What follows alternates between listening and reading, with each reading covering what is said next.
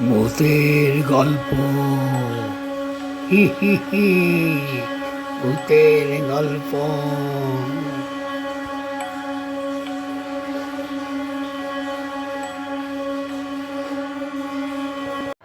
পেশায় আমি একজন প্রাইভেট ডিটেকটিভ।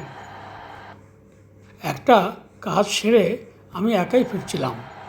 রাত অনেক হয়ে গেছে, হালকা বৃষ্টিও পড়ছিল। দুদিকে ঘন জঙ্গল, অন্ধকার রাস্তা, লোকজন একেবারে নেই বললেই চলে। হঠাৎ মনে হলো রাস্তার সামনে কেউ একজন আসছে। আমি গাড়িটা থামিয়ে দিলাম, হর্ন বাজালাম, কিন্তু কেউ কোনো সাড়া দিল না।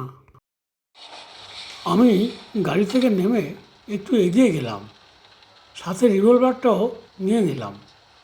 কেমন যেন একটা অদ্ভুত লাগছে।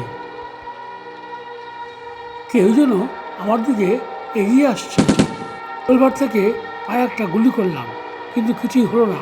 আমার দিকে এগিয়ে আসছে। আমি ভূত বিশ্বাস করি না, কিন্তু খুব ভয় লাগছিল।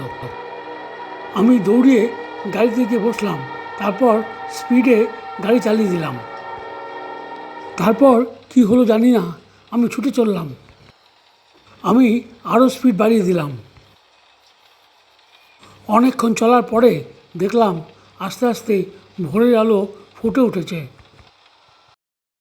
তারপর গাড়ি থেকে নেমে আমি ভাবলাম, আমি কি ঠিক দেখেছিলাম নাকি চোখের ভুল, কি জানি।